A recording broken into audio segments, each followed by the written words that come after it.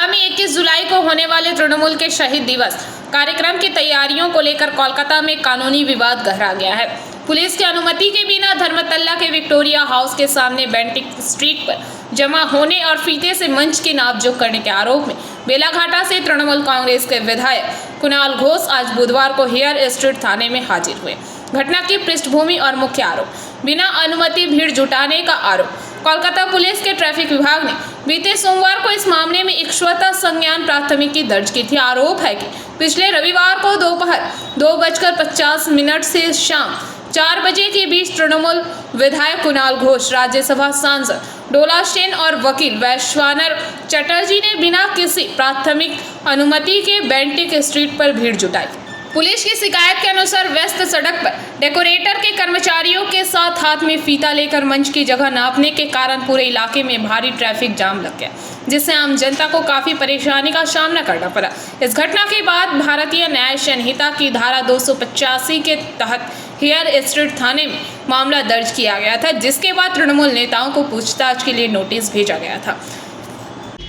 আমি hair street থানা থেকে প্রেমপত্র পেয়েছি, সুতরাং সেই প্রেমপত্র যখন আমায় দেখা করতে বলা হয়েছে, আমার সাধারণত যে এজেন্সি যতবার যেখানে ডাকুক আমি সঠিক সময় পৌঁছে যাই।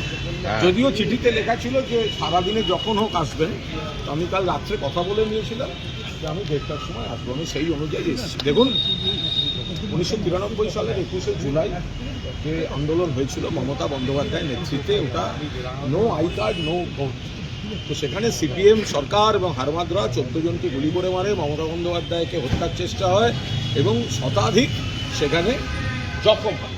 তারপর থেকে প্রতি বছর এটি পালিত হয় এবং যেহেতু এই ঘটনাটি ধর্মতলা চত্বরে ঘটেছিল, ফলে সেই স্পটটিতে এই মূলত শহীদ তর্পণ অনুষ্ঠানটি হয়ে থাকে। তো এবার তারা বাধা দিচ্ছেন, করতে দিচ্ছেন না। যদি যোগাসনের জন্য রেড রোডের মতো রাস্তা 7 দিন বন্ধ থাকে, তাহলে কলকাতার উপর সাম্প্রতিককালের সবচেয়ে বড় গণহত্যার শহীদ তর্পণ আধবেলা একটা রাস্তার অর্ধেক, সেটা তারা করতে দিচ্ছেন। আমাদের কি দোষ?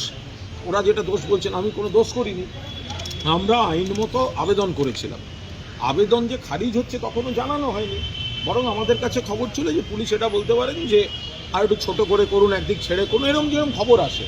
তো আমরা একটা প্রাথমিক সমীক্ষা করে নিচ্ছিলাম যে পুলিশকে সহযোগিতা করতে কতটা একটুখানি ছোট বা একটা দিক ছেড়ে করা যায়, সেগুলো আমরা দেখছিলাম। Bureau report, PBTV news.